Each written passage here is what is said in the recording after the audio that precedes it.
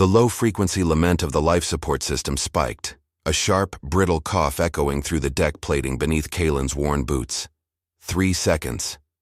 That was the fractional gap he registered between the expected maintenance cycle report and the undeniable reality of system decay. His hands, permanently stained with the dark residue of ancient lubricants, were already moving, not toward a console, but toward the access panel bolted near the primary atmospheric regulator. The air here, deep in the underbelly of the astrolabe's whisper, was thick with the cloying scent of industrial fatigue and cold metal, a constant reminder of the vessel's age. He ignored the flickering utility lamp, relying instead on the ingrained muscle memory of his fingertips. The diagnostic report that had crossed his terminal an hour earlier flagged, acceptable deviation 0.1, felt like a deliberate act of sabotage. Acceptable for what? For the slow, inevitable suffocation of the 300 souls layered above him like fragile cargo? Bureaucracy, Kalen mused, wasn't just inefficient, it was entropy formalized, a system designed to delete human intervention before it could cause trouble. His jaw clenched, a physical knot tightening beneath his ear. He remembered the disciplinary hearing from the Xylo's run, when he'd flagged the flaw in the magnetic containment shielding. Daverin Blake, the sector chief engineer, had publicly ridiculed his obsession with the subharmonic frequencies, calling Kalen's analysis paranoid. Kalen hadn't been paranoid. He had been correct. The containment field had failed 18 months later, costing the corporation 3 high-value transport modules and the careers of everyone associated with that sector. Everyone except Blake, who merely cited unforeseen stochastic variance. The injustice was a constant low-grade fever in Kalen's gut, fueling his isolation and his clandestine work. With a sharp wrenching sound that echoed too loudly in the confined space, the access panel gave way. The heat radiating from the manifold was significant, even through his insulated gloves.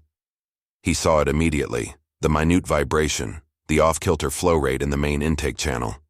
A blockage, almost molecular in scale, but sufficient to create a cascading failure under stress. Kalen worked with the brutal, efficient grace of a surgeon amputating a gangrenous limb. His solution, fabricated over 3 months in stolen fabrication time, was a piece of blasphemy against regulation. A secondary relief shunt, welded from scavenged duranium and micro-regulators he'd purchased off-ledger from a dockyard scavenger on Kepler 9. It was crude, a scar of necessary imperfection on the ship's pristine, flawed diagram. He positioned the custom valve, his breathing shallow, concentrating on the metallic tang of ozone that blossomed when he applied the micro-welder. Each spark felt like a tiny, silent declaration of war against the system that preferred predictable death to unpredictable life. He forced the housing onto the primary conduit, tightening the seals with precise, excruciating pressure. If this failed, the resulting overpressure could shear the entire section. If it succeeded, he would be facing immediate punitive reassignment, likely to a penal mining colony light years away. The choice was already made.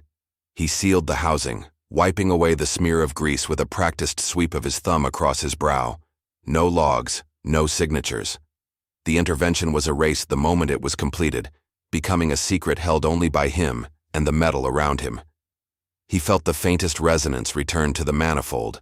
Not perfection, but stability. A baseline hum of survival. Quieter, deeper than the ship's usual lament. He retreated back into the shadow of the bulkheads, the weight of his solitary rebellion settling heavily on his shoulders. Weeks bled into a monotonous drift toward Verlassung Dry. The whisper settled into the long, quiet paranoia of deep space transit. Kalen saw almost no one, functioning as a phantom mechanic, his presence noted only by the absence of critical failures. Then came the void's disruption. It began not with sound, but with a sickening deceleration that pulled the breath from Kalen's lungs, even in the auxiliary engineering deck. The ship groaned, a sound beyond mere stress, sounding like a massive bone snapping in slow motion. Alarms erupted. Not the polite, pre-programmed warnings of routine maintenance alerts, but a shrieking cascade of red across every nearby diagnostics panel. Kalen scrambled toward the nearest access shaft, the ship's internal gravity fluctuating wildly. He could feel the vibration intensifying, a chaotic drumming against the hull. He reached the secondary service corridor just as the internal lighting shifted, the standard amber turning to a harsh emergency crimson that made the metal surfaces appear slick with arterial blood. "Engineering to bridge, report!" "What is the nature of the impact?" Kalen shouted into his wrist communicator, the static immediately devouring the first half of his transmission. The response was ragged, laced with professional terror. "Impact negative, Kalen. It's structural shear. External sensors are overloaded by massive gravimetric interference. Shields are failing across the four-quadrant." Kalen shoved himself into the main conduit tunnel, crawling past humming conduits that felt dangerously hot. He could hear the distant muffled sounds of panicked movement above him. The whisper was being battered by something that registered on no known threat matrix. It was not a projectile. It was the space itself turning malignant.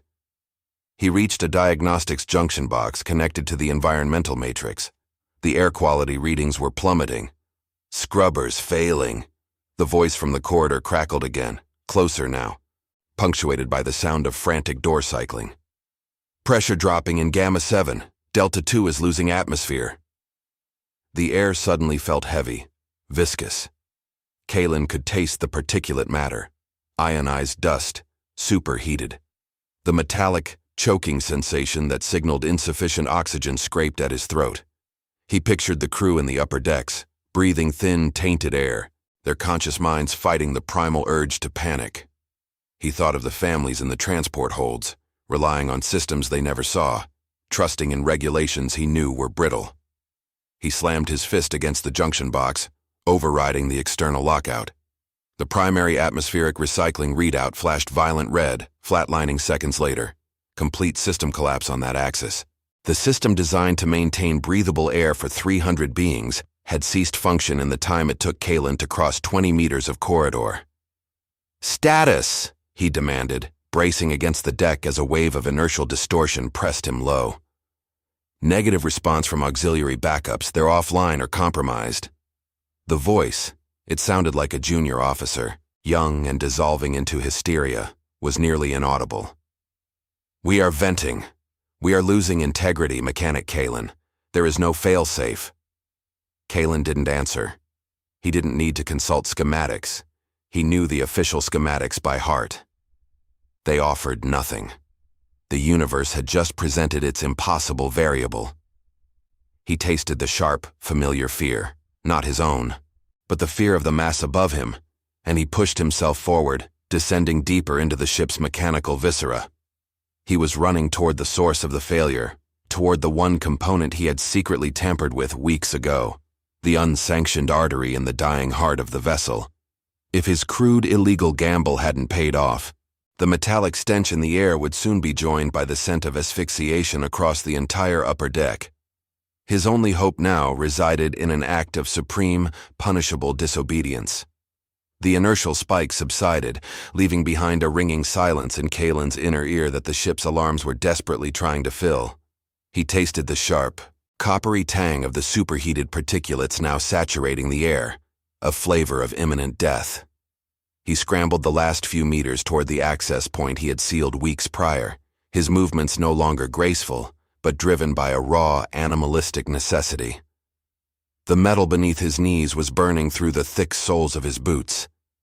He ripped the access plate off with a desperate heave, the grinding metal sound echoing like a violation in the pressurized quiet of his own panic. The internal emergency lighting in the engineering alcove was sputtering, casting strobe-like shadows that made the dense pipework look like the exposed ribs of a dying leviathan. His eyes locked onto the pressure gauge of the primary recycler, a thin needle vibrating uselessly near zero. The official system was dead, annihilated by the gravimetric distortion. Kalen fumbled for the manual override housing of his addition, the crude duranium fitting he had labored over in secret. His fingers, usually steady instruments of precision, trembled with the residual shock of the deceleration wave. Sweat mixed with grease, blinding him momentarily. He had to confirm that the shunt was diverting the trace residual atmosphere remaining in the secondary conduits, the air that the main system was programmed to ignore as insignificant contamination. He wiped his eyes with the back of his wrist, ignoring the ingrained warning about cross-contamination. The pressure reading on the rogue valve was showing a sluggish but steady increase, 1.2 standard atmospheres holding. Barely enough for sustained cognitive function, but sufficient perhaps to prevent immediate collapse in the core habitation sectors. 300 lives clinging to a single, unsanctioned pipe joint. A new sound cut through the alarm chorus. The methodical clang of magnetized boots moving rapidly down the emergency ladder accessed directly above him. Command structure, or at least the remnants of it, was descending. Kalen knew the standard operating procedure for catastrophic environmental failure: secure the bridge, prioritize command personnel, and initiate controlled venting of non-essential sectors to preserve main reactor integrity. His unauthorized system would be the first thing flagged, analyzed, and disconnected as a non-standard energy drain. "Mechanic Kalen!" The voice was sharp, digitally reinforced, cutting through the noise with the cold authority of the ship's acting chief officer, Ivara Stonefield. She had a reputation for absolute adherence to the Central Fleet Manual, a woman who valued the correct procedure over the correct outcome. "Report your diagnostics immediately. We are initiating emergency staging in Gamma 7. Confirm all external sensor readings match the bridge feed." Kalen straightened slowly, positioning himself between Stonefield and his hidden valve. He inhaled shallowly, trying to filter the choking dust from the thin trickle of life he had manufactured. "Officer Stonefield," Kalen replied, his voice raspy, strained by the effort of controlling his breathing. "Primary environmental control is offline. Full atmospheric failure in sectors Delta 2 through Delta 5. "Understood, Mechanic. I am seeing stabilization on the auxiliary scrubbers in Sector Alpha 3. Is that verifiable?" Stonefield's voice was tight, but professional, devoid of the panic echoing from the passenger decks. Kalen hesitated, his internal clock screaming. If he lied, he could buy time for the pressure to equalize across the whole hull. If he told the truth, she would see the ghost reading on his auxiliary display, trace the source, and condemn them all to the regulated death of the official protocol. He remembered the stale, synthesized coffee on Xylo's run, the way Blake had casually signed off on the fatal diagnostic while Kalen's correct data sat unread. They trust the numbers written down, not the reality they represent. "Affirmative, officer," Kalen lied, pushing the words out. "Auxiliary systems are fighting back, but the effort is drawing heavily on life support reserves allocated to core engine maintenance. We need to seal off the entire Gamma Wing to conserve power for the reactor shielding." Stonefield paused. The sound of her magnetized boots' shifting weight was audible even through the deck plating. "Sealing Gamma. Understood. But Kalen, your sector, Engineering Sublevel 6, is showing anomalous pressure readings. It suggests localized internal rupture. Report immediate status of the primary conduit cluster." This was the razor's edge. Sublevel 6 was precisely where his valve resided, drawing negligible power from the engine grid precisely because the main diagnostics for that area were fried. If Stonefield deployed a remote drone survey, the drone's optical scanner would instantly detect the foreign welding marks. Kalen looked down at his hands, stained instruments of necessary treason. He realized that saving the 300 meant actively sabotaging the command structure's ability to verify his actions. He wasn't just a mechanic anymore. He was a rogue element, a necessary infection in the machine. "Officer," Kalen said, lowering his voice conspiratorially, leaning into the comms unit as if sharing vital secrets. "Sublevel 6 is currently experiencing severe thermal fluctuations due to the proximity to the main conduit nexus. My internal diagnostics are overloaded by the magnetic interference from the external anomaly. I am operating purely on tactile feedback. I strongly advise against sending any remote surveys into this zone until the main shields are re-established. The energy surge could fry the drone's motherboard, resulting in data corruption that would render our final reports meaningless." He felt the silence stretch thin across the comms line, a calculated silence from Stonefield, weighing his past competence against his current insubordination. She was a bureaucrat of the void, prioritizing the integrity of the final report over the chaos of the present moment. She needed clean data. He was offering her an excuse to ignore the ugly stains. "Understood, mechanic," Stonefield conceded, her voice clipped. "Maintain localized containment in sub-level 6. Do not initiate any further manual reroutes without direct command confirmation. We are coordinating with the Verlassung Dry Response Fleet now. Estimated recovery window is 60 standard hours, assuming the storm persists. 60 hours. 300 people dependent on a system that was officially non-existent, running on borrowed time and the silent promise of a mechanic who had just committed high treason to keep the air flowing." As the sound of Stonefield's boots receded up the access shaft, Kalen leaned against the hot bulkhead. He didn't feel vindicated. He felt hollowed out. He had bought them time, but in doing so, he had made himself the ship's most dangerous secret. The low, steady hum from his hidden valve was the only sound that mattered now. It was the sound of a life bought with a lie. And he had 60 hours to find a way to make that lie look like official policy before the recovery fleet arrived and the true reckoning began. The 60-hour countdown began not with a chime, but with the acrid smell of overloaded circuitry beginning to burn through insulation, a sharp, resinous odor layering over the metallic fear that still clung to the metal. Kalen ignored the receding sound of Stonefield's heavy boots. He knew the threat wasn't the immediate, punitive action, but the time constraint. 60 hours meant a gradual, systematic decay of all resources, including the trace air his little valve was rationing. His tactical assessment was bleak. The rogue valve provided volume stability, but the sheer volume of particulate matter being forced through the main intake, even bypassing the primary filtration, meant the shunt itself was clogging rapidly. It was a temporary bandage on a severed artery. He needed to clear the external blockage enough to get the primary scrubbers back online, even at 30% capacity. Kalen activated the diagnostic override for the forward maintenance access drone, a small, four-limbed unit usually reserved for hull polishing. He couldn't send it outside. The external environment was still a chaotic soup of ionized energy, guaranteed to cook the drone's guidance systems. Instead, he needed to cycle the main intake ports from the inside, praying the emergency blast shields would hold long enough for a quick purge. He keyed in the sequence.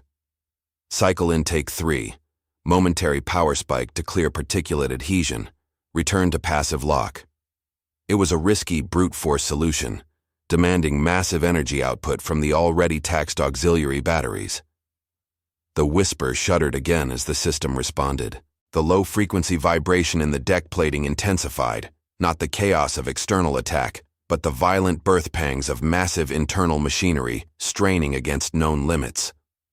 Kalen watched the pressure indicator for his shunt. It spiked violently, then dropped, the needle oscillating wildly. "Damn the capacitors," Kalen muttered, his voice tight. The power draw had been too much, too sudden. The energy surge necessary for the intake cycle had backfed momentarily. He felt a sharp, burning sensation lance up his left forearm. He pulled his sleeve back. A thin strip of skin just above his wrist was blackened, the capillary network beneath looking like fractured obsidian. Electrical burn minor, but enough to vibrate his hand unpleasantly every time he clenched his fist. Another point of failure, another layer of self-damage added to the survival calculus. The internal diagnostics flashed amber, then red. The intake purge had failed. The external particulate was too dense, too magnetically charged. Instead of clearing the blockage, the momentary power surge had driven the ionized dust deeper, welding the outer pre-filters shut. The air quality reading on his localized panel plummeted. 1.0 atmospheres, then 0.9. The effort had cost them vital reserves, sacrificing the marginal stability he had manufactured. The lie to Stonefield was now actively shortening their lifespan. Kalen slammed his palm against the console, anger flaring hotter than the electrical burn. It wasn't the failure of the hardware that infuriated him, it was the predictability of the external threat. The gravimetric storm wasn't random, it was a weaponized environment, designed to overload known, standardized defense protocols. It was a system that anticipated the conventional response, leaving only the unconventional, the illegal, as a route to survival. He cycled the drone back in, its small optical sensor flickering uselessly in the gloom. As the drone retreated, its manipulator arm snagged on a piece of loose conduit that had been ripped free during the initial shockwave. The drone managed to retain the scrap metal, but the snag had twisted the arm assembly severely. Kalen retrieved the scrap piece, a jagged shard of reinforced titanium alloy, perhaps the size of his forearm. It was useless as a tool, but as he turned it over, he saw the faint, familiar etching of the Valrune military markings, obsolete technology scavenged from some long-forgotten border skirmish. Then, the complication arrived. A small panel recessed into the bulkhead near the main cooling vent hissed open, releasing a plume of chilled, supersaturated coolant vapor that momentarily cleared the air of the choking dust. A figure emerged, not Stonefield, but a logistics specialist Kalen recognized vaguely from the third deck, a man named Jarek, known for hoarding supplies and an almost pathological aversion to any direct physical labor. Jarek was clutching a heavy data pad, his eyes wide and panicked, reflecting the emergency lighting like startled prey. "Mechanic," Jarek gasped, the cold air stinging his lungs, a temporary reprieve that only seemed to fuel his terror. "I saw the power fluctuation spike. The bridge reports that sectors Gamma 9 and 10 are showing a complete environmental shutdown. People are passing out." Kalen pointed a grimy finger at the pressure reading, 0.85 atmospheres falling. "That's the cost of the attempted purge. I need to bleed the main coolant loop through the ventilation to scrub the intake filters, but I need uninterrupted power to the secondary transfer pumps for at least 5 standard minutes. The main relays are fused."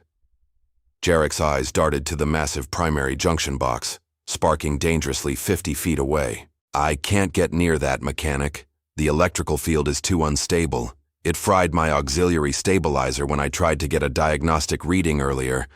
I'll be vaporized." Kalen stared at the distance, then at his own marginally burned arm. Stonefield had ordered him to maintain localized containment in sub-level 6. That order was now irrelevant. The crisis had spread beyond the localized fracture points. To save the 300, he had to breach the primary power junction, an action Stonefield would explicitly classify as dereliction and sabotage the moment she regained sensor control. "You don't need to touch the junction," Kalen stated, his voice low and dangerously calm.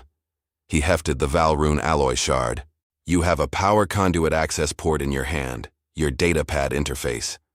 I need you to jury-rig a jump wire from the nearest stable conduit behind that cooling stack, the one emitting blue heat, straight to the transfer pump relay.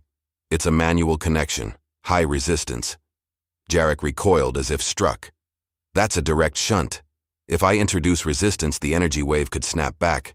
It could overload the auxiliary reactor core itself. We'd lose propulsion and life support simultaneously." Kalen stepped closer, the stink of grease and desperation overwhelming the coolant vapor. He held up the jagged Valrune piece. "Jarek, the official estimate is 60 hours of marginal air. I calculate at this rate of decay, we have 8 hours before the air is too thin for complex motor function. If we do nothing, we die slowly. If we try this, we risk immediate catastrophic failure, yes, but we also gain a chance for sustained oxygen recycling for the next 52 hours. He wasn't asking for heroism from the logistics specialist. He was demanding a strategic trade-off. A quick, decisive death versus a lingering, controlled one. "You choose the manner of our ending, Jarek," Kalen ground out. "The valve bought us time. Now you use that time to risk a faster solution, or we suffocate in the next shift." Jarek's breath hitched, the man trembling violently, staring at the blue-hot conduit that promised either salvation or incineration. The choice was an ugly mirror image of Kalen's own past decision: break the rules for survival, or adhere to them for sterile failure. Jarek slowly lowered his datapad, his eyes losing their wide, panicked look, replaced by a cold, fatalistic acceptance. He moved toward the cooling stack, the only person willing to risk the immediate proximity of the sparking relays. He wasn't brave, he was cornered by mathematics. He jammed the scavenged Valrune alloy, bridging the gap between the stable conduit and the relay port Kalen indicated, using the heavy metal as his insulated, non-standard conductor. The effect was instantaneous and terrible. A brilliant white arc of electricity exploded outward, far brighter than Kalen had anticipated. The transfer pump relay screamed, not with the sound of machinery powering up, but the high-pitched shriek of metal instantly vaporizing. The coolant vapor that had momentarily cleared the air immediately flashed into superheated steam, striking Jarek full force. The logistics specialist didn't scream. He simply collapsed, his outline briefly visible against the white glare, before he was engulfed by the steam cloud rushing back toward the engineering access tunnel. The air quality panel flickered wildly, then settled. 0.7 atmospheres. The transfer pumps were offline, useless slag. The coolant injection attempt had failed spectacularly, the momentary steam blast only serving to churn the dust into a denser, finer mist that coated every surface. Kalen stared at the unmoving heap where Jarek had been seconds before, the smell of ozone now mixed with the sickening, sweet aroma of burned organic material. He had coerced a man into immediate, violent death in pursuit of a fractional increase in atmospheric pressure. The weight of command was heavier than any physical burden. He stepped back, his lungs screaming for the clean air that wasn't coming. He was alone again, the only viable asset left in sub-level 6, and the temperature in the confined space was climbing rapidly. The residual heat from the failed power surge was beginning to permeate the decking. As Kalen adjusted his grip on the console, fighting the dizzying effects of the thin, hot atmosphere, a new, truly terrifying sound began to resonate through the hull structure, distinct from the atmospheric chaos. It was a slow, rhythmic thumping, heavy and methodical, coming from the exterior hull near the primary engineering access port. It was not the random battering of space debris. It was precise. Someone or something was attempting to cut through the outer plating of the astrolabe's whisper. The rescue fleet was still 48 hours out, and the attackers, or perhaps just the salvage crew, had arrived early. The rhythmic percussion against the outer hull was too measured, too deliberate for a stray micrometeoroid swarm. It was the sound of tools optimized for penetration, echoing the mechanical heartbeat of a predator closing in. Kalen felt a sudden deep chill, colder than the vapor burn that still stung his arm, realizing the external environment wasn't merely hostile. It was intentional. The gravimetric storm hadn't been a natural occurrence. It was a disabling mechanism, a localized trap. His eyes scanned the engineering schematics, ignoring the fluctuating internal temperature readings for a moment, focusing instead on the energy signatures feeding the external hull vibrations. They weren't the energy signatures of standard corporate salvage drones. They were too powerful, too focused, emitting a low-frequency resonance that matched the obsolete Valrune military markings he had just seen on the scrap metal. Treason, then, not incompetence. The entire environmental collapse was a calculated maneuver designed to force the Whisper into a dead zone for extraction by a specific party. Kalen's unauthorized valve hadn't saved 300 lives from a storm. It had bought time against a boarding action. He accessed the long-dormant internal surveillance logs for the exterior hull. System Stonefield would have dismissed as irrelevant junk data from the Xylos Run era. Most files were corrupted by the initial energy spike, but one feed, routed through a backup copper line Kalen had installed himself when he first joined the ship, remained partially intact. The visual was distorted by ionization, a swirling chaos of green and white static, but through the noise, the shape resolved itself. It wasn't a standard rescue vessel. It was a heavily armored breaching platform, low profile, its cutting arrays glowing with a focused, malignant heat. More critically, the platform bore the stylized, almost skeletal insignia of the Cygnus Syndicate, a corporate entity infamous for asset acquisition outside regulated sectors, frequently bordering on outright piracy, usually employing former Valrune military contractors. The grim reality solidified. The atmospheric collapse was a pre-boarding sequence. They weren't here for the cargo, they were here for the Whisper itself, an older, heavily customized vessel whose unique drive components held significant black market value, and the Syndicate wouldn't leave witnesses. The 300 souls were collateral damage in a highly efficient hostile takeover. Kalen looked down at the dead body of Jarek, the man whose fear he had weaponized into a fatal gamble. The logistics specialist had died believing he was gambling for survival. In reality, He had merely delayed the inevitable by sacrificing himself at the wrong fuse box. The air was thinner still, the heat radiating off the overworked secondary coolant system, making every breath a conscious effort. He had to choose. Preserve the illusion for the remaining crew, and try to wait for the official fleet. A fleet that would arrive to find 300 corpses and a stripped hulk, or expose the truth and launch a countermeasure that risked total ship destruction. The thought of Ensign Insana, the junior navigation officer who always watched him with cautious respect, surfaced in his mind. She was a creature of protocol, but she respected efficacy. If Kalen could prove the external threat was intentional, perhaps she would rally the bridge crew to an unsanctioned defense. Kalen moved away from the compromised relay and toward the primary access tunnel leading to the stern reactor core. This was the point of no return. If the Syndicate breached the hull before he reached the core, the fight would be localized, brutal, and lost in minutes. He keyed in the highest security bypass to the core maintenance shaft, a sequence only known to the chief engineer and Kalen, a sequence he had memorized during a prolonged maintenance overhaul years prior. The heavy vault door hissed open, not with pressurized air, but with a blast of intense dry heat, the core's radiation shielding venting excess warmth into the shaft. Inside, the atmosphere was sterile, thick with the smell of refined helium coolant and ozone, the scent of pure power. The reactor housing loomed, a sphere of contained thermonuclear potential, humming at an output level 3% higher than regulation allowed, thanks to his quiet calibrations over the past fiscal year. Kalen keyed the console for the emergency containment override, a system designed to instantly dump the core into a localized singularity containment field, effectively rendering the Whisper a sterile, gravitationally collapsed singularity, protecting the surrounding space lanes from radiation scatter. It was the ultimate scorched earth protocol. If he engaged it, everyone died instantly, but the Syndicate would retrieve nothing but dark matter residue. He hesitated, his burnt hand hovering over the engagement stud, the plastic housing slick with sweat. This was the final abdication of hope for rescue.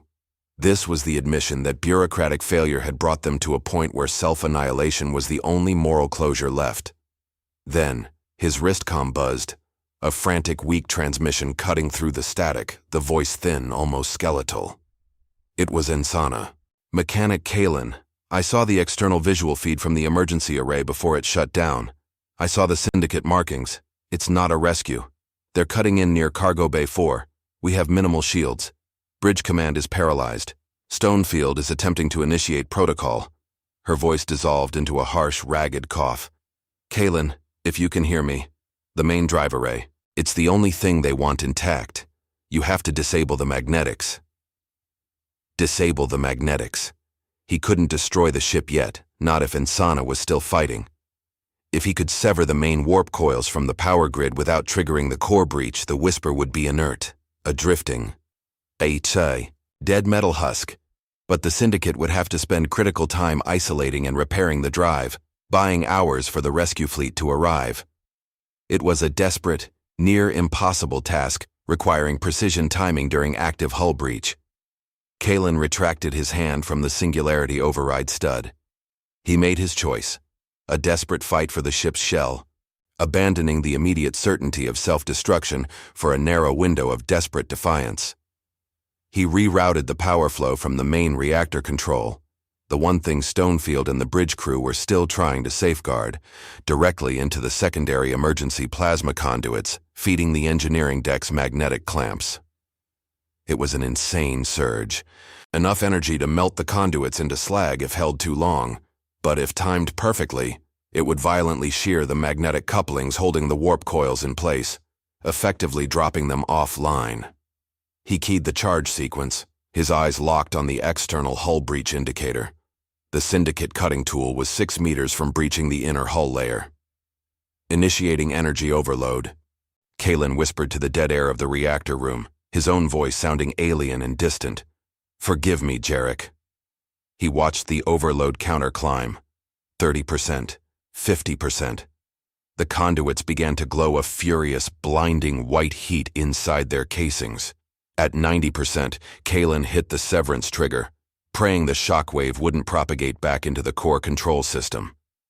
The Whisper responded with a catastrophic howl. It wasn't a sound of impact, but a deep, wrenching structural tearing. The lights in the reactor core died instantly. The massive power surge, instead of cleanly severing the magnetic couplings, overloaded the entire auxiliary grid connection, causing a chain reaction Kalen hadn't accounted for. The magnetic clamps held, but the resulting backlash slammed energy into the primary coolant loop, which Jarek's failed attempt had already destabilized. The pressure wave from the overloaded coolant system, now venting violently throughout the internal structure, met the superheated air pockets from the failed plasma surge. A secondary devastating explosion rocked the ship, not external, but internal, ripping through the engineering decks. Kalen was thrown backward against the shielded wall, the concussion stealing his remaining breath. When the vibrations ceased, the intense heat was replaced by an overwhelming bone-aching cold. Kalen dragged himself up, coughing weakly. The air was thick with pulverized metal dust and vaporized coolant, a freezing, caustic fog. The emergency lights were out. The reactor was silent. He checked the system diagnostics. All dead. The surge had executed his severance order, but at the cost of total internal power distribution. The Whisper was dead in space, drifting. No internal power, no shielding, and the only trace air flowing was the failing bleed from Kalen's single unsanctioned relief valve, now struggling against the extreme pressure fluctuations caused by the coolant venting. And outside, the rhythmic thumping stopped. A new sound replaced it, the heavy thunk of an outer boarding ramp impacting the hull, right where the syndicate had been cutting. They hadn't needed to finish the cut. The internal explosion had breached the inner hull layering, giving them the access they desired. The threat was no longer external. The pirates were inside, moving toward the power core, toward the silence, and toward the 300 gasping survivors. Kalen was trapped in the dark, freezing engineering section, his last, desperate act of defiance having only served to welcome the enemy inside the walls. The ensuing cold was the kind that seeped past thermal shielding and into the marrow, a physical manifestation of absolute failure. Kalen lay in the freezing slurry of coolant and pulverized insulation dust, his lungs burning from the caustic vapor. When he managed to push himself onto his elbows, the silence was profound. A dead quiet utterly devoid of the familiar, comforting mechanical drone of a functioning ship. The Whisper was no longer groaning. It was a tomb made of stressed metal. He tried to access his diagnostic pad. Dead. The massive power spike, designed to shear the magnetic clamps, had cascaded through every remaining non-shielded system, including his personal interface and every monitoring station within 3 bulkheads of the reactor core. He was blind, deaf, and freezing, entombed in the deepest bowels of a derelict vessel. The Syndicate had their entry point. Cargo Bay 4 was now an unguarded door. They wouldn't need to cut anything. The internal explosion had done their preliminary demolition work. Kalen clenched his jaw, the grit of pulverized components grinding between his teeth. He had meant to cripple their prize, to reduce the Whisper to inert salvage, forcing a delay. Instead, he had only made the internal traverse easier for the boarders and suffocated the already meager chance of organized resistance from the bridge crew. The weight of the 300 souls pressed down on him, heavier than the freezing condensation dripping from the overhead pipes. He had lied to Insana, promised a desperate gambit for time, and delivered a catastrophic self-inflicted wound. Daverin Blake, years ago, had been arrogant and incompetent. Kalen, however, had just been demonstrably wrong about the limits of uncontrolled energy transfer. He was not a brilliant rogue. He was just another variable that had exceeded its tolerance threshold. A wave of nausea hit him, driven by exhaustion, thin air, and the sudden soul-crushing realization of his own hubris. He had believed his isolated knowledge was sufficient to counter organized malice. He had mistaken mechanical intuition for strategic superiority. The protocols he so despised were built on layers of failure analysis, lessons learned from explosions like the one he had just caused. He, in his arrogance, had bypassed the learning curve. He coughed, a wet, rattling sound that seemed impossibly loud in the dead engineering section. He forced himself to focus, pulling his awareness back from the crushing weight of responsibility. If he stayed here, Paralyzed by the cost of Jarek's death and his own miscalculation, the pirates would strip the core within the hour and then move upstairs to finish the living evidence. He needed power, not the reactor's massive output, but the tertiary emergency cell reserved for localized environmental monitoring, a small, shielded unit deep inside the auxiliary access conduits, designed to function independently of the main grid for 72 hours. It was a remote manual activation only, buried behind 3 layers of security plating he had personally installed during the ship's initial commissioning. It was designed to survive a containment breach, a failsafe against being choked by radiation fallout, not against an enemy boarding party. Kalen pressed his cheek against the freezing metal deck plate, the cold acting as a harsh, unwelcome stimulant. He had perhaps 20 minutes before the freezing coolant fog would condense heavily enough to short out his single lifeline, the relief valve. If that failed, the atmosphere in his section would drop below 0.5 atmospheres, inducing hypoxia and complete cognitive shutdown within minutes. He crawled, not walked, pulling his dead weight along the floor plates. Every movement sent shooting pains up his injured arm. He reached the secondary access conduit, the metal still radiating residual heat from the earlier power shunt, a small island of warmth in the vast cold wreckage. He fumbled in the grease-caked recess he knew by feel, his fingers searching for the emergency release latch that required a specific 3-digit torque sequence. He worked the sequence mechanically, his mind numb, focusing only on the muscle memory. Turn right, 180 degrees. Hold for 3 counts, then pivot 45 degrees counterclockwise. The latch clicked open with a sound that felt like a gunshot in the quiet. Inside the narrow space, shielded by layers of vibration-dampening gel, was the tertiary cell. It was small, unassuming, humming faintly, the only sound of technology still actively fighting entropy on the entire vessel. Kalen pulled the small box free. It was his only asset. If he could connect this cell to the communications panel on the nearest pressurized bulkhead, he could send one burst transmission, not to the fleet, they were too far, but a localized, emergency distress beacon keyed to the internal network, directed toward Ensign and Sana on the bridge. He crawled back toward the main access tunnel, fighting the leaden lethargy creeping into his limbs. He moved like a collapsing structure, one heavy section after another failing to support the weight above it. He reached the nearest pressurized bulkhead, a thick barrier separating the engineering wreckage from the partially functional auxiliary navigation sector. He forced open the maintenance access panel. The seal was stiff, resisting him with a pneumatic sigh, and began wiring the tertiary cell directly into the emergency comms relay. The connection had to be physical, bypassing the main relay's fried circuits. His fingers, stiff and clumsy, connected the positive lead. A small green indicator light flickered to life on the cell. Power transfer confirmed. He keyed the manual distress sequence, a legacy emergency code known only to senior maintenance staff, a code that triggered an immediate high-priority alert, bypassing all standing command protocols, designed specifically to override a hostage situation or a ship-wide systemic shutdown. He initiated the broadcast sequence. For one glorious, agonizing second, the small green light pulsed rhythmically, sending a pulse of energy across the ship's surviving copper lines, an urgent, silent plea for organized resistance in the darkness. Then, the green light vanished.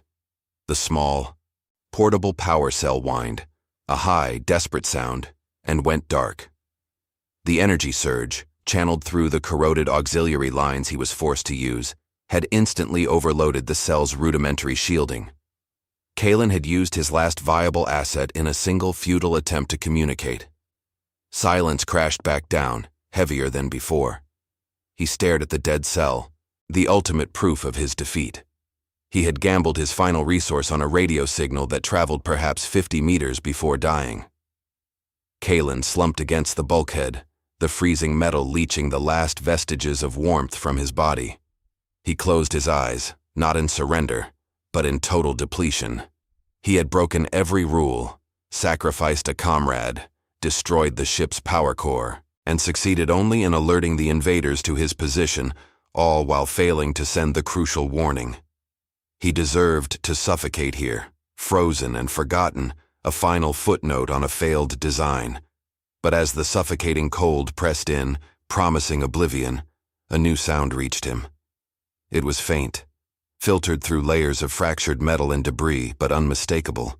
It wasn't the heavy, methodical tread of the syndicate boarding party moving toward the core. It was a rapid, almost panicked sequence of small, light impacts, the frantic, uncoordinated movement of crew members trying to escape upward through compromised secondary ladders.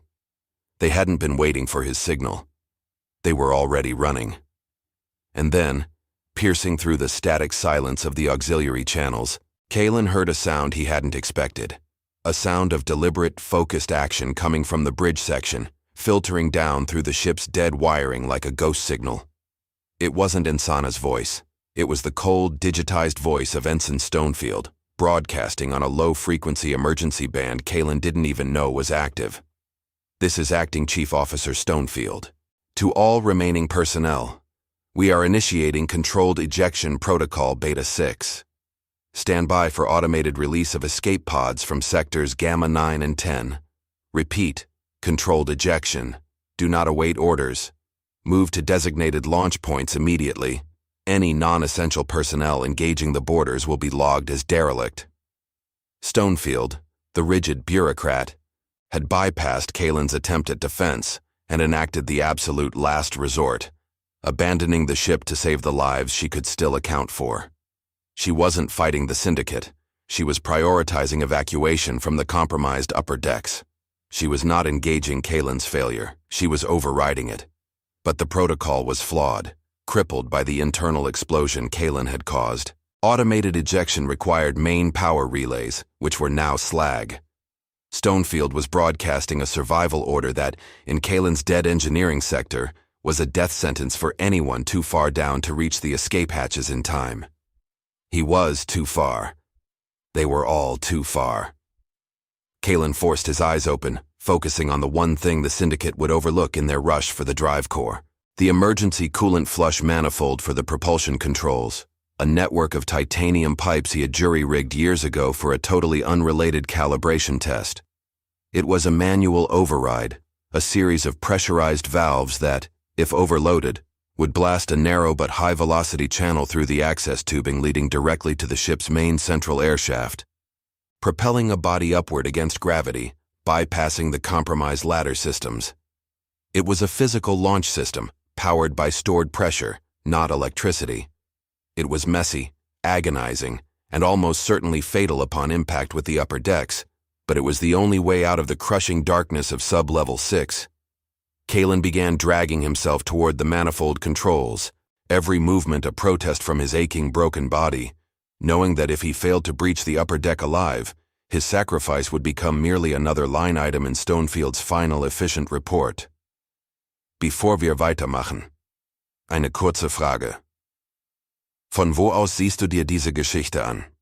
Der Kommandant wäre begeistert zu erfahren, wie weit unsere Flotte bereits vorgedrungen ist. The titanium manifold housing was ice-cold against his gloves, a stark contrast to the angry heat radiating from the exposed coolant junction beside it. Kalen ignored the burning in his lungs and the phantom tremors running through his spine. Stonefield's voice, detached and tinny through the dead comms grid, was an executioner reading the final verdict. Derelict. The automated lifeboat launch was a formality, a bureaucratic gesture rendered impossible by the very explosion Kalen had inadvertently caused in his bid to slow the enemy. Survival now meant rejecting the system entirely. He reached the primary actuator valve, the locking mechanism stiff from disuse and the catastrophic temperature drop.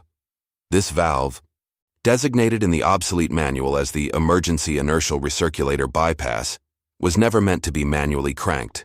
Its internal structure was rated for only a limited number of full pressure cycles before catastrophic shear. He positioned his shoulder against the valve wheel, utilizing the leverage afforded by a thick, unmoving section of power conduit as a brace.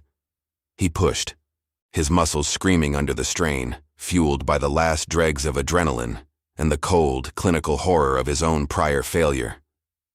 The metal groaned, a sound deeper and more resonant than any alarm, protesting the violation of its intended stasis. The syndicate operatives, unaware of this obscure pre-Federation engineering layer, were focused on breaching the reactor shielding on sub-level 2. Their sophisticated scanning equipment registered nothing of value down here but dead circuitry and frozen coolant. Kalen was a ghost in their machine, but ghosts could still be crushed. The wheel turned a fraction of a degree. Immediately, the main coolant feed to the propulsion stabilizers began to shunt violently. A high-pitched whistling shriek erupted as the pressure gradient spiked across the system. Kalen felt the deck plating vibrate beneath him, not with the tremor of an impact, but with concentrated stored energy building toward critical release. He needed more pressure. The stored volume in the lines wouldn't be enough to overcome the magnetic clamps sealing the upper air shafts, clamps designed to withstand tactical bombardment. He spotted the secondary auxiliary injection valve, the one meant for fire suppression in case of plasma breach, a valve directly connected to the ship's tertiary buffer reserve. It was a massive overpressurization risk, but it was the only way to generate the necessary kinetic force. With a desperate, sickening lurch, Kalen hammered the emergency release stud on the injection valve with the heel of his boot. Sparks showered the confined space, brilliant flares against the oppressive crimson emergency lighting that still flickered weakly from a nearby console. The hiss became a roar. The titanium pipes around him began to visibly strain, groaning in protest as the inert buffer reserve was injected into the already saturated flush system. The air in the cramped maintenance crawl space grew instantly hot, thick with escaping steam and the smell of superheated metal. Kalen knew he had seconds before the feedback loop vaporized the entire conduit network, sealing him in molten slag. Then, the response came from the enemy. A proximity alert, previously masked by the chaotic energy feedback, finally registered in the Syndicate's centralized command net.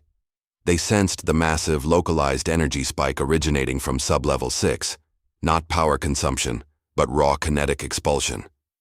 Heavy, magnetized magnetic clamps slammed shut across the main access shafts leading from sub-level 3 upward. A synthesized voice, cold and authoritative, echoed briefly through the failing speakers above Kalen. Containment breach detected in Engineering Sector 6. Deploying automated suppression drones. System integrity priority overrides crew evacuation. The bureaucracy hadn't just failed, it had been weaponized by the invaders. The Syndicate had infiltrated the ship's core command matrix faster than Kalen could move his own body. Stonefield's evacuation order was being overwritten by automated defensive programming hijacked by the enemy.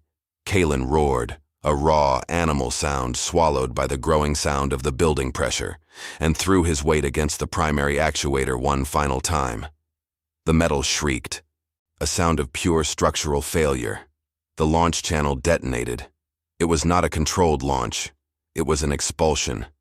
A superheated, high-velocity stream of vaporized coolant, debris, and pressurized air ripped through the targeted section of the central air shaft, creating a temporary vacuum channel that propelled Kalen's inert form upward, like a projectile fired from a poorly constructed cannon.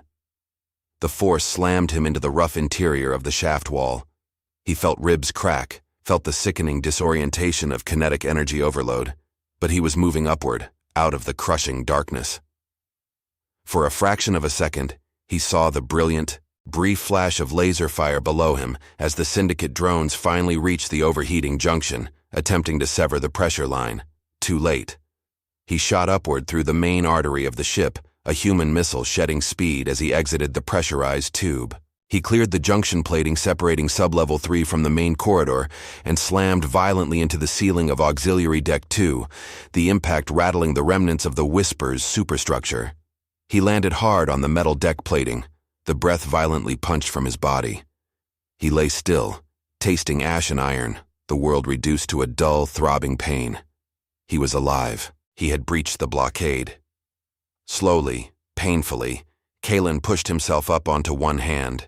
The air here, on Deck 2, was still thin and recycled, but breathable.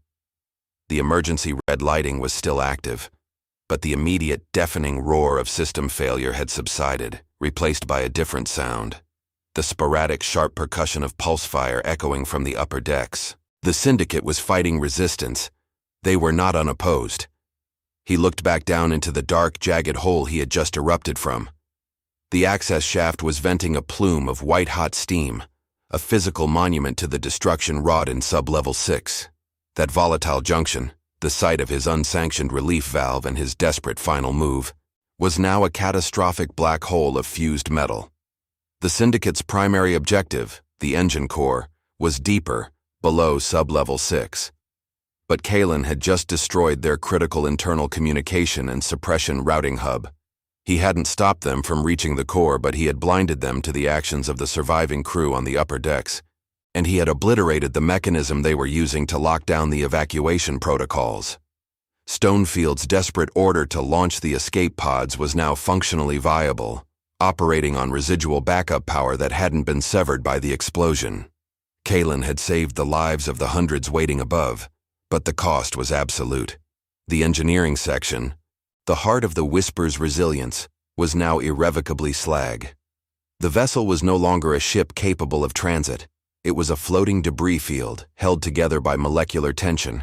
He had ensured the escape of the crew, but in doing so, he had guaranteed the final complete destruction of the Astrolabe's Whisper. He struggled to stand, leaning heavily against a support pillar that listed visibly toward the damaged core section. His ribs felt like broken scaffolding. His left arm hung uselessly, the kinetic shock having shredded the repair he had only just completed weeks prior. As he began to take a staggered step toward the nearest operational emergency lighting panel, seeking a diagnostic overlay of the battle raging above, a new sound emerged from the darkness ahead of him, a controlled, metallic, click-click hiss of heavy magnetic boot soles on the deck plating. It was not the hurried, panicked movement of the crew above. This tread was methodical, heavy, and armored. Kalen froze, adrenaline instantly overriding the systemic pain. The Syndicate had an advance team down here, likely sent to secure the rear access points to the core, anticipating Kalen's likely escape route. They were coming through the service tunnels he had just bypassed. He pressed himself flat against the cold metal, trying to merge with the shadows of the ruptured plating. He had breached the ship's defenses, but he had only traded one cage for a smaller, more dangerous one. He was alive. The passengers were escaping, but he was now trapped in the absolute center of the battlefield, wounded, without equipment, and directly confronting the enemy's heavy security detail. Through the flickering emergency strobes, Kalen saw the silhouette of the lead operative, tall, bulky, its optical sensors burning with a cold, predatory blue light. The Syndicate drone paused directly beside the venting maw of the shaft Kalen had just used for launch. It paused, its internal scanner analyzing the catastrophic failure below, recognizing the localized destruction that had just crippled their internal control network. The drone didn't fire immediately. It simply rotated its heavy chassis, its sensors sweeping the immediate vicinity, cataloging the improbable point of origin for the violent expulsion. It registered Kalen, a broken, bleeding figure clinging to the shadows, not as a primary threat, but as an unavoidable variable that needed removal. The drone raised a heavy-caliber energy projector. Kalen knew he couldn't outrun it. He looked one last time toward the ceiling, imagining the upward trajectory of the escape pods, the small victory purchased at the price of this ship and his own future. He had nothing left to give, no more tricks, no more knowledge to exploit. Only the final, brutal engagement. The drone's targeting laser painted a thin, searing line across Kalen's chest, holding him perfectly still, waiting for the command to purge the last irritating inconsistency from its captured vessel. The heavy boots stopped. The targeting laser fixed across Kalen's chest, hot even through the grime and the pain. He watched the blue optical sensors sweep past him, noting the sheer indifference in the machine's posture. It registered his biological state, minor resistance, critical injury, and calculated the necessary energy expenditure for termination. Bureaucracy, weaponized and alien. The Syndicate was not interested in his capture, only in the clean execution of system lockdown. The air pressure stabilized, dropping the chaotic differential noises that had dominated the last hour. Above, the sporadic pulse fire was becoming less frequent, giving way to the rhythmic heavy thud of controlled movement, the Syndicate securing their perimeter, the chaos giving way to a new, enforced order. Kalen had bought the time for evacuation, but the cost was total systemic collapse. The Whisper was dying around him, not in a blaze of glory, but in a slow, grinding process of mechanical surrender. Kalen didn't move to evade the targeting beam. His body was beyond systemic compliance. The damage from the expulsion was too severe. He closed his eyes, letting the throbbing subside into a dull, constant companion. He focused past the mechanical drone, past the dying lights, finding the memory of the Whisper, as it was before the conflict. The low, monotonous thrum of stable propulsion, the scent of recycled air that, while stale, was life. He remembered the first part of the journey, the low-frequency lament of the life support system, that initial brittle cough echoing through the deck plating beneath his worn boots. That sound, the sound of slow decay under acceptable tolerances, was the true enemy all along. Not the syndicate ships, not the kinetic warfare, but the slow, systemic rot permitted by oversight and dogma. When the countdown on the drone's weapon emitter reached 0, Kalen opened his eyes one last time. He saw the flash, felt the concussive wave rip through his torso, throwing him against the bulkhead. The world dissolved into a muted gray static, a sensory deprivation of overwhelming force. He did not feel himself fall. He felt the ship shudder one final time, a deep internal exhalation that signaled the point of no return for the core structure. When Kalen awoke, if one could call the thin, aching awareness that followed waking, the red emergency lights were gone. There was only the black void punctuated by distant cold starlight filtering through massive newly opened rents in the hull above. The syndicate was gone, having looted what they could of the core data, or simply moved on. Deeming the acquisition of the derelict hull unworthy of further resources, they had followed their objective, leaving behind a tomb. He was half buried under insulation foam and shattered conduits. His left arm was useless, fused to the deck by congealed coolant and something biological. He moved his head with excruciating effort, confirming his isolation. The sporadic pulse fire had ceased entirely. Silence. A silence so profound it felt pressurized, the vacuum pressing in against the thin pockets of trapped air. He was alive, inexplicably sheltered by the wreckage of the structural brace he had used for leverage. He took a breath. The air was thin, ionized, tasting of ozone and ash. But it was air. Kalen understood immediately what his survival meant. He was now a singularity of liability. He had overridden command structures, caused catastrophic intentional damage, and ensured the loss of a multi-trillion credit asset to save lives the command structure had already deemed expendable. Ivara Stonefield, if she survived in one of the escape pods, would have to issue a report that painted him as a mutineer who went rogue in the final moments, a necessary evil explained away by terror. The official narrative required clean lines. Kalen was a jagged edge that needed filing down. He fumbled for the emergency beacon, his functional right hand finding the cold, unresponsive casing. The Whisper was far too broken to broadcast anything beyond localized thermal signatures, and even those were fading as the remaining power reserves bled into space. He shifted, managing to turn his head toward the vast, scarred opening in the ceiling where the escape pods had launched. 300 souls, adrift perhaps, but alive. Their continued existence was his only ledger entry that mattered. For them, Kalen was a ghost, an engineering anomaly that had simply vanished during the critical breach. He reached into the torn remnants of his coveralls, his fingers brushing against the small, smooth object he kept hidden near his collarbone. A spare, crudely fashioned pressure gasket he had kept for months, an extra layer of protection against the inevitable. He clutched it, feeling its imperfect metal under his bruised fingertips.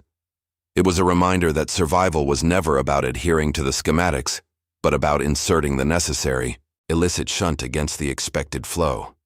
The cold of space was absolute, a constant deep pressure against the fractured metal of the dying vessel. He was no longer in a ship. He was in a metal coffin drifting toward the galactic periphery, an engineer trapped in his own failed masterpiece. He closed his eyes against the indifferent light of the distant stars. The lament of the life support system was gone, replaced by the greater, vaster quiet of the void. The only sound left was the slow, painful rasp of his own breath against the pervasive, silent testimony of the wreckage. The system had formalized entropy, and he had fought it with a single unauthorized valve, and won the lives, but lost the mechanism. The low-frequency lament of the life support system was finally, truly silent. Wenn dir diese Mission gefallen hat, schließe dich unserer Crew an, abonniere den Kanal und teile diese Episode mit jemandem, der Science Fiction liebt. Jedes neue Crewmitglied stärkt unsere Flotte und hält diese Geschichten im ganzen Universum lebendig.